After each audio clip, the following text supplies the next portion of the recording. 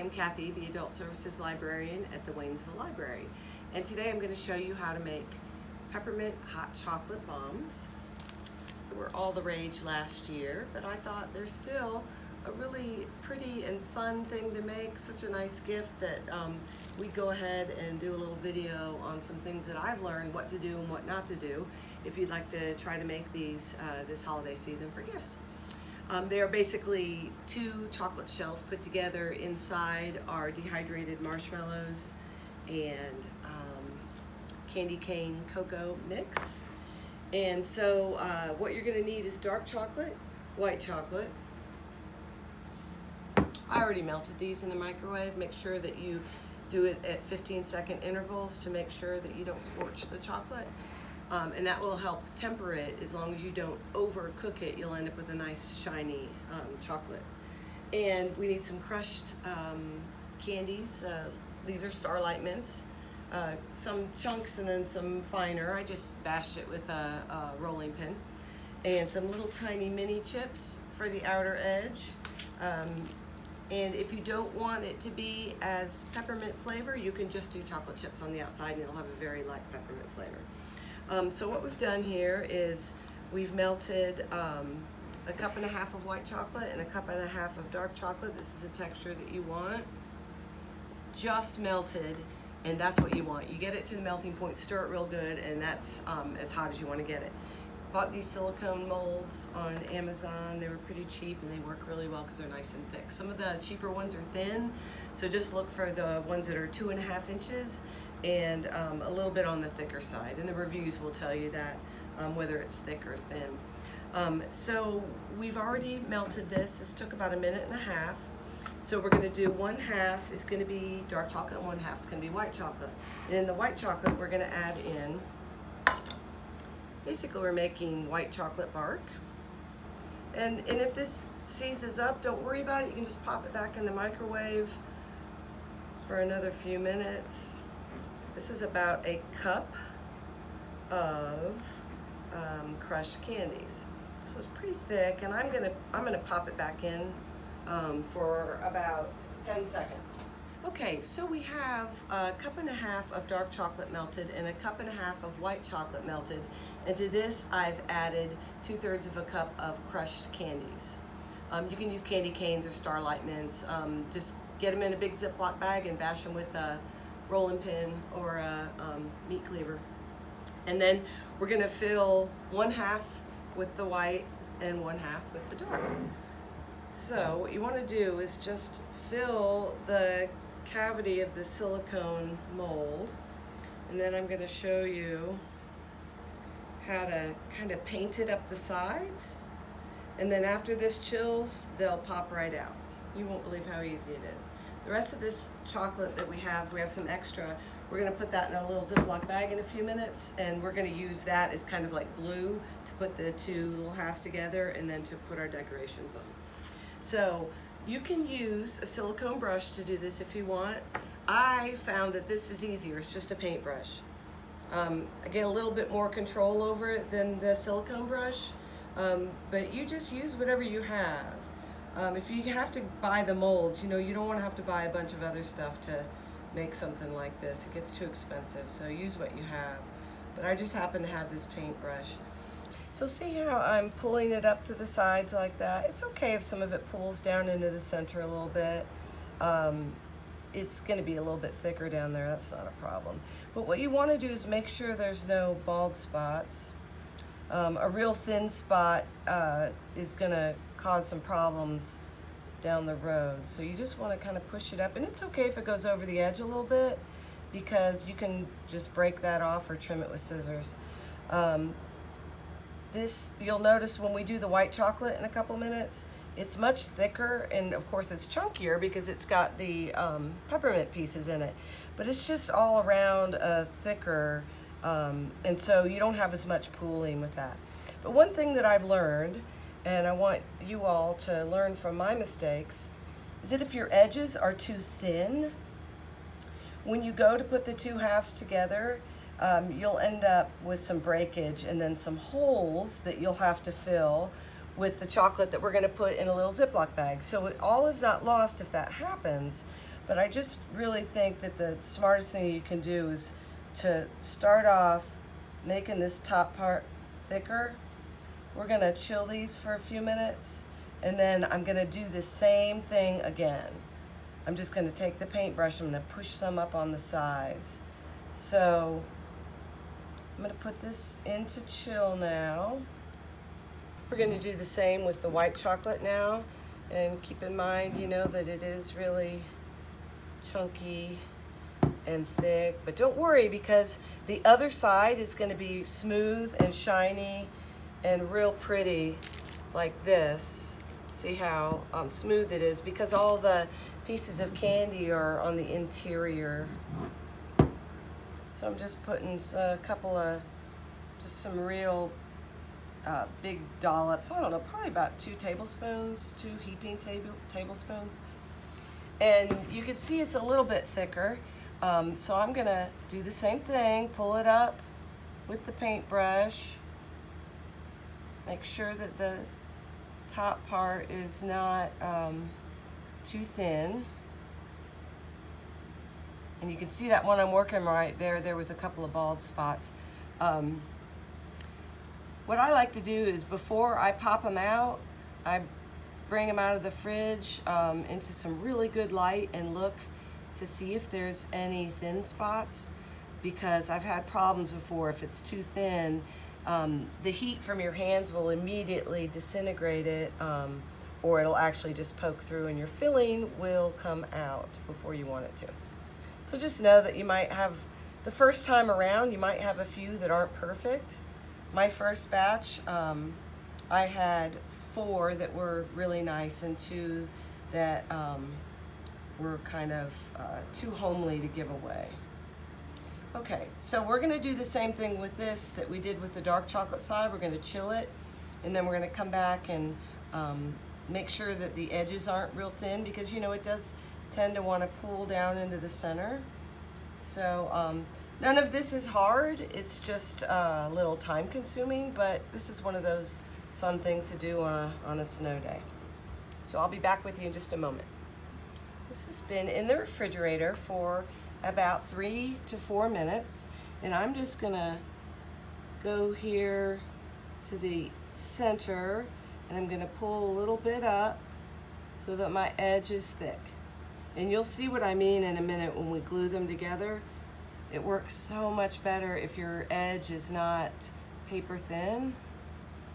And this is just one of those things that I learned by trial and error, so I wanted to share with you. You'll be more successful the first time around. This, working with chocolate can be tricky, and sometimes it's frustrating to keep it shiny and to not have the heat of your hands melt it. There's all kinds of troubles that can come your way, but this sure is a lovely gift. So after you've done that with all of them, put it back in the fridge and let it sit for about 20 minutes.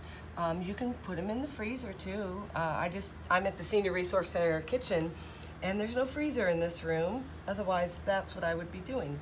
So I'll check back with you in just a few minutes. I'll do the same thing to the white peppermint bark half. So I'll be back with you in just a minute.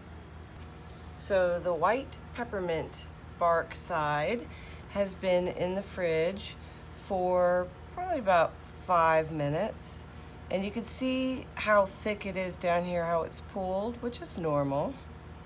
But you want to pull some up to the edges because of the sturdiness factor. When you're gluing them together, you don't want the edge to be real wispy because it will crack. It's kind of hard to get them to stick together. So, and this side looks a little messier because you know of the chunks, and so don't be worried about that because the other side will be smooth. So what I'm doing is I'm just pushing it up here. It's okay if it goes over the side. We can trim that off. So, yeah, so you just want to take some of that pooling down there and just pull it up.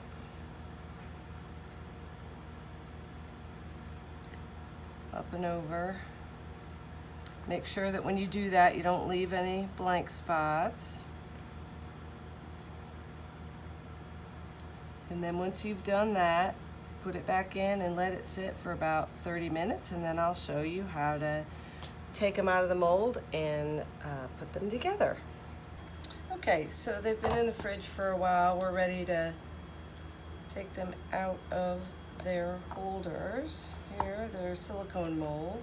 And you just press on the bottom of it. Now keep in mind, if you have really hot hands, just keep some ice cubes nearby. I've got a little bag of them right here, so you can chill your fingertips. And if you want to wear gloves, especially if these are a gift, that will keep the fingerprints off of the dark chocolate. I will tell you that what I've learned is handling the white chocolate side of it is so much easier because it just does not respond the same to heat, and so you're just less likely to get fingerprints. But you can see how easily these are coming out. It's pretty cool. They just pop right out. All right, so there we go. We've got our halves that we're going to want to put together. There's a couple different ways you can do this. I do have gloves. And also another thing that I wanted to mention is we need to take some of this leftover chocolate and we're going to put it in this bag because we're going to use this as our glue to not only hold the two sides together, but also to put the decorations on the outside. Just put that in a Ziploc bag like that, and I'm going to cut a little hole in the bottom with a pair of scissors. All right, so now I'm gonna do one without the gloves on, and I'm just gonna chill my fingers here on the ice cubes, and then I'm gonna use this little glass jar as kind of a prop. I'm just gonna set that in there. The less you handle the dark chocolate one, the better. I'm gonna put 2 tablespoons of cocoa mix and as much marshmallows as you want. I mean, you can add more of the hot cocoa mix too. Just keep in mind that it gets a little sweeter if you do that. I'm going to trim a little bit of the edges away. That is the part that we kind of went up and over on the mold.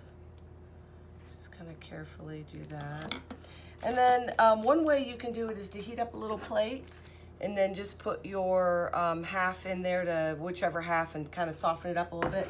But I thought I would try today to just do this, use this chocolate as a glue. Let's see how that works. I mean, there's all kinds of different ways you can do this, but I kind of like this.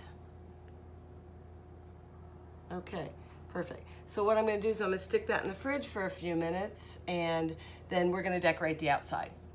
Okay, so I've let this sit in the fridge for a few minutes just to firm up that seam. And now you just take the chocolate that you have in your Ziploc bag and you go all the way around, and then just very carefully put it in either the crushed candies or the little mini chips. Then I put it back in the fridge to firm up.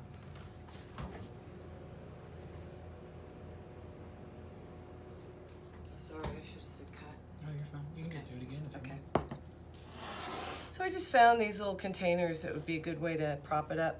They do leave a little tiny mark on the dark chocolate part, so maybe the best thing would be to prop it up on the white, which is firmer. And then you can just fill in the seam like this. See what I'm doing? Like that. And then roll it in whatever you would like. And try not to do what I did right there. See how I got the chocolate on my thumb and it's now on the white part? So don't do that. And then you just kind of put it back in the fridge and let it firm up again. So this one I propped it up with the white chocolate down because it really is so much firmer than the dark chocolate. And I'm wearing gloves now because I just wanted to show you the two different ways of doing it. Either keep getting your hands chilled or use gloves so that you don't get fingerprints all over. I like to just go around a couple times in the candy and then we'll put it back in the fridge. So once you've got them filled and decorated, let them sit in the fridge for another 30 minutes or so. And I like to put them in a cellophane bag for gift giving. See how lovely that is? And it's also nice if you want to fill a box with a few of these and put in a pretty mug and maybe even a little pint of cream. That would be a really great Christmas gift. So now you're ready to give your hot chocolate bombs away. And I think it's a nice idea to add instructions with it on a little card, either handwritten or you can do it on the computer, and attach it with the gift that explains how you use a hot chocolate bomb. So you put it down in a big mug and you heat up about 10 ounces of half and half or milk or water, whatever you prefer, and you pour that hot liquid over the bomb and it disintegrates it and melts the chocolate into the cream, and it's absolutely delicious. Makes a really great cup of hot chocolate. So that's how you use your hot chocolate bomb. So if you would like the written instructions, please visit the library's webpage, and if you have any questions at all, feel free to email me. And thanks so much for watching. And check out these great books that will show you how to make some really lovely sweets that you can give as gifts this holiday season. Sweet Things by Annie Rigg specializes in rock candy and marshmallows and all kinds of unique candies like that. And the Homemade Sweet Shop has some very traditional candies in there. Great pictures and great recipes, so check out these two books.